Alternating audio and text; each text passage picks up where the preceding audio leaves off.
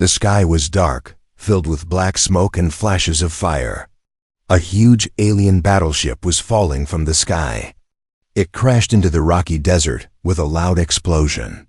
Metal broke, flames danced, and silence followed. From the wreckage, a figure slowly crawled out. It was a girl. An alien girl. Her skin was pale purple, bruised and cut. Her long white hair was dirty and tangled. She was small, thin, and barely breathing. Her eyes were wide with fear. Her body was shaking not from the cold, but from pain and fear. She tried to stand, but her legs gave up. She fell again, face first in the sand. Still, she didn't cry. She didn't scream. She just looked around, hoping someone would help her, but no one came. Other survivors were nearby, her own people. Alien soldiers and leaders. They were getting out of escape pods, talking to each other, checking weapons. She raised a hand and whispered, "Help. Please." One soldier saw her. He stared for a moment, then looked away. "She's broken," another said coldly. "Leave her. We don't have time for useless baggage." "She was always weak," someone else added. "Not fit for war." The alien girl's lips trembled. She lowered her head into the sand. Her body ached. Her heart hurt even more. They were leaving. One by one, they climbed into a new ship and flew away, leaving her behind. From a distance, a human soldier watched everything through binoculars. His name was Marcus Hawley, a combat medic from Earth. He had landed on the same planet only hours ago. Following the crash signal, he was supposed to report the wreckage and leave, but then he saw her. He zoomed in with the lens.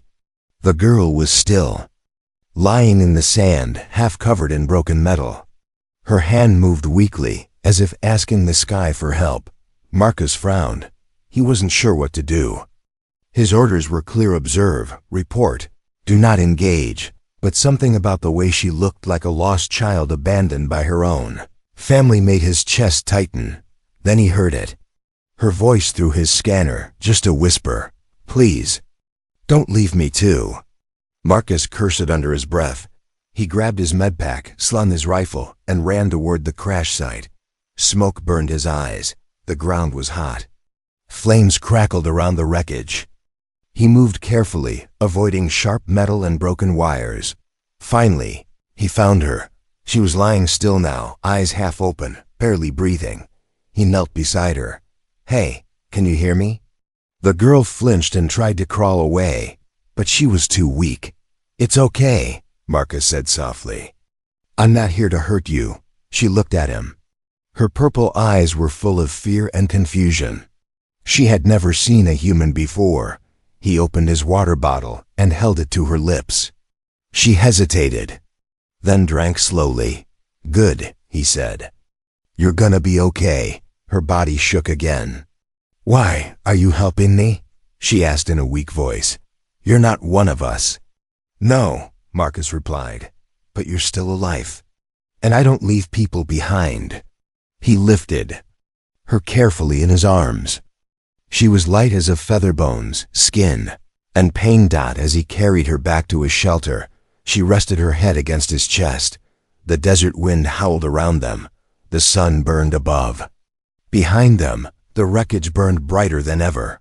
And in that burning grave of metal and betrayal, one truth became clear. Everyone had abandoned her. Except the human. She didn't wake up to sunlight. She woke up to the sound of metal clicking and the scent of something warm. Human. The alien girl Lyra opened her eyes slowly. She wasn't lying in broken metal anymore. She was wrapped in a thick blanket, soft and strange to her. A low fire crackled nearby, and shadows danced on the stone walls of a small shelter. Then she heard it again. Click. Click. Clack. Her heart jumped. She turned her head and saw him, the human. He sat on a crate with his back to her, checking his weapon. His hands moved fast, skilled, calm. A gun rested across his lap, half open, parts laid out like puzzle pieces. He didn't seem like a rescuer. He seemed like a killer. Lyra's breath caught in her throat. She slowly pulled the blanket tighter, thinking maybe it was a trick. Maybe he saved her just to hurt her later. She had seen this before. Help. Then Marcus didn't turn around, but he spoke, calm and flat. You're awake. Lyra flinched. He stood and walked over to her, holding something in one hand. She braced herself, but he only knelt beside her and offered a small metal bowl. Soup. It's not fancy, but it's hot. She stared at it, confused. He sighed. It's not poison, if that's what you're thinking.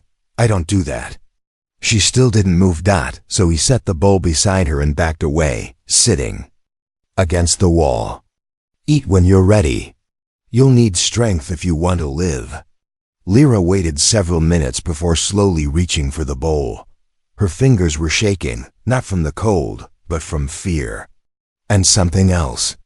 Something she hadn't felt in a long time. Safety. She took a small sip. Then another. Then more. For the first time in days, her stomach wasn't empty.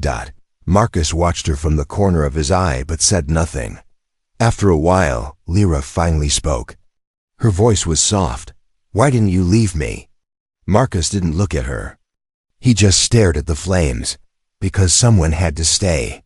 There was silence between them, thick and heavy. Then Lyra said, They left me because I was weak. Marcus turned to her now. They were wrong. You don't know me, he nodded. Not yet. Later that night, as the wind howled outside the shelter, Lyra curled up near the fire. She watched Marcus clean his rifle again, focused, quiet. I've seen humans in battle, she said softly. They called you monsters. He glanced at her. They weren't wrong. War makes monsters of everyone, but you didn't kill me. Marcus placed the rifle aside and looked her in the eyes. Because you weren't the enemy. Lyra didn't respond. She only stared at him for a moment longer, then looked away, and, for the first time in her life, she felt something strange in her chest. Hope that the fire had died, but she was still awake. Lyra sat in silence, eyes fixed on a small piece of broken metal in her hands. Her fingers moved slowly, twisting wires, adjusting the shape. Her body was weak, but her hands still remembered.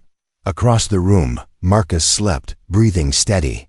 Gun within reach, she looked at him. No chains, no guards, no threats. He trusted her enough to sleep while she was awake. That felt more dangerous than any weapon. By sunrise, Marcus opened his eyes to the smell of something strange and the sound of gentle tapping. He sat up, alert, but stopped when he saw her. Lyra was crouched near his radio transmitter, and it was working. He blinked, confused. What the hell? She didn't look up. Your wires were backward. The signal couldn't reach orbit. Marcus stood slowly and walked over. You fixed it? Yes, you know tech. She shrugged. They trained me. I was good at machines. But they only used me for cleaning floors. Marcus stared at her, then looked at the working transmitter. She turned to him. I'm not weak. I was never weak. Later, as they sat beside the fire, Lyra told him more. Her voice was low, calm, but each word carried a lifetime of hurt. I built weapons for them. I fixed their ships, but they never let me speak. Never let me choose. When I asked for a name of my own, they laughed. Marcus clenched his fists. They told me I had no value, she whispered. So I started believing it. Marcus looked her in the eyes. They lied. He took a small broken drone from his bag and handed it to her. Can you fix this? She held it, studied the shape, and nodded. Double quotes. No one ever gave me a real task before, she said. Well, Marcus replied, get used to it. You're not just some tool here. Lyra didn't smile. Not yet, but something deep in her expression changed. Not fear, not sadness, something new, belonging.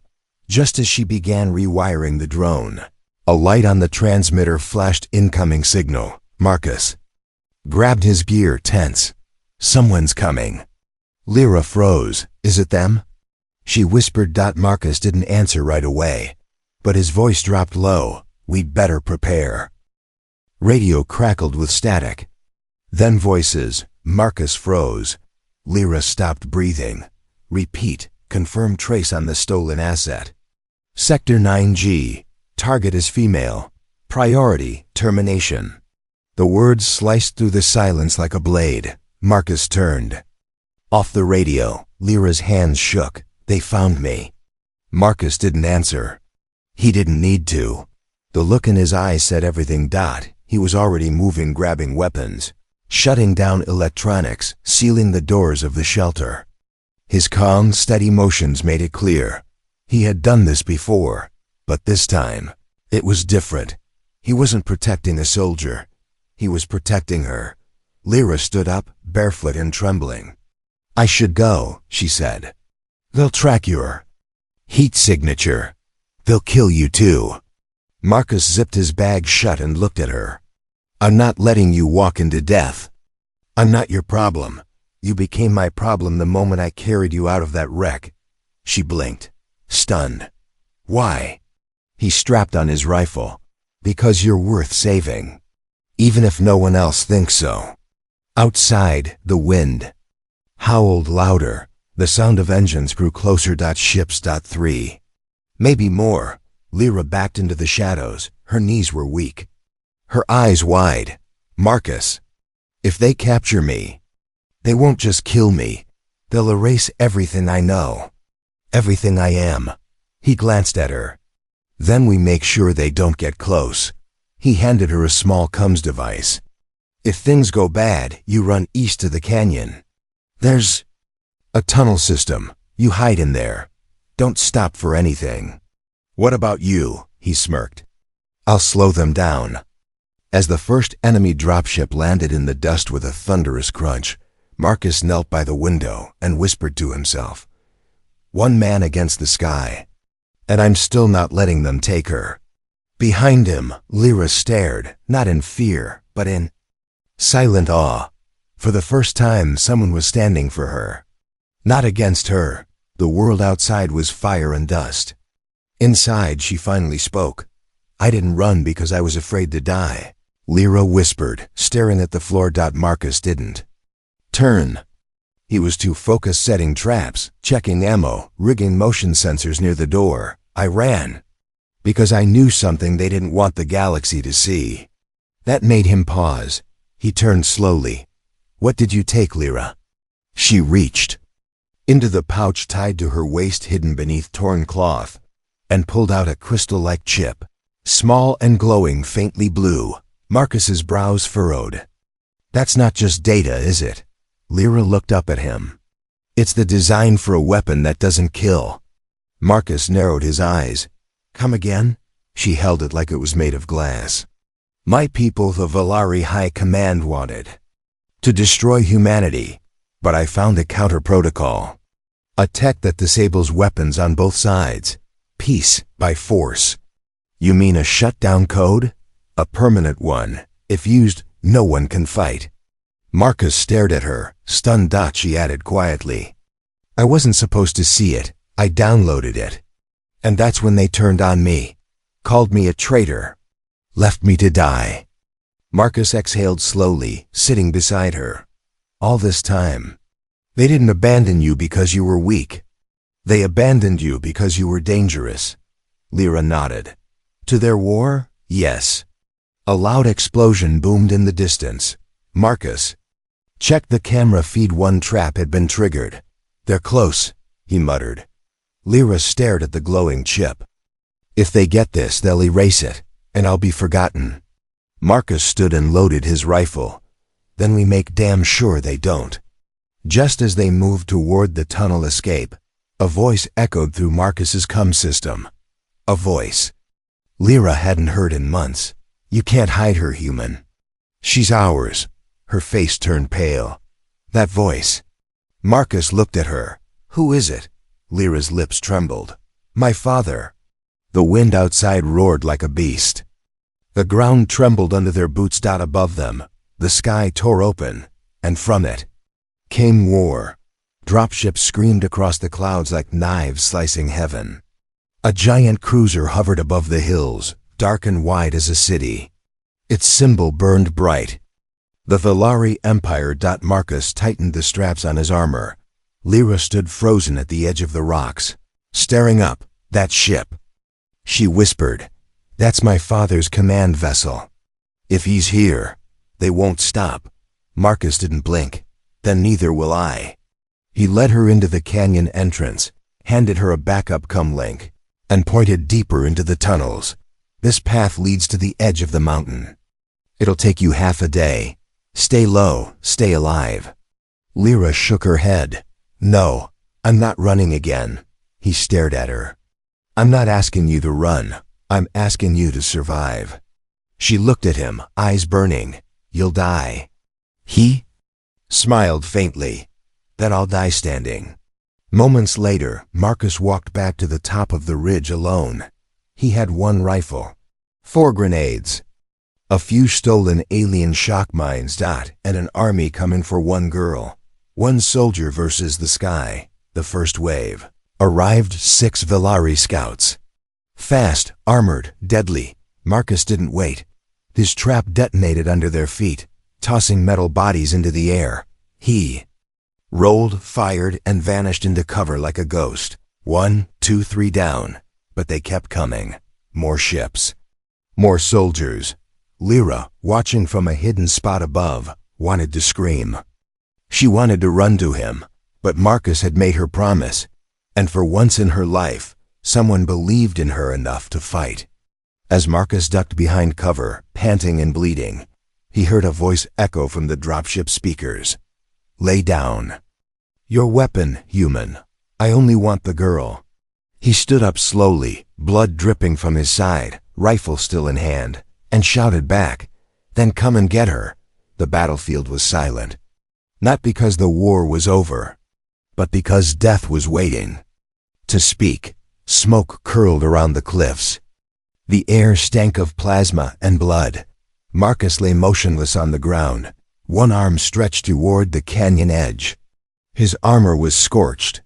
His rifle was empty. Above him, the Valari soldiers closed in, and at their center stood General Varixtol, armored in obsidian steel and cold as stone. He looked down at the fallen human. "Foolish," he muttered.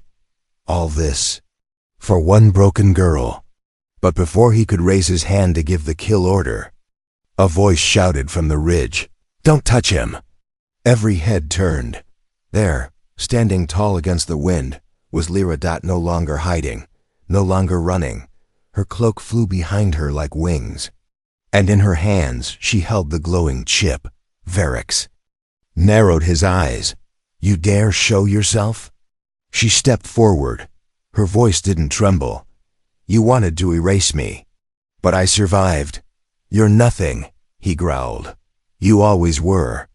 Marcus coughed, forcing himself up to his knees. Blood dripped from his mouth, but he grinned weakly. "She's everything, and you were too blind to see it." Lyra looked down at Marcus, his body broken, but his will unshaken. And then she turned to the soldiers. "You followed a man who fears peace," she said, "but this human fought for it." She raised the chip high. "Destroy me, and this knowledge vanishes. But if even one of you has a soul left, you'll let him live." For a moment, no one moved. Then one soldier dropped his weapon. Then another, and another. Varix shouted, enraged, but no one listened. They turned and walked away. He was alone, just like she once was. Lyra ran to Marcus, kneeling beside him. She pulled him into her arms, eyes full of tears. "You saved me." Marcus coughed a laugh. "Guess we're even." She touched his cheek gently. "No, I had no one, nothing, but you gave me everything." He looked up at her, eyes soft despite the pain. "You're not broken, Lyra. You never were." She smiled, really. Smiled for the first time.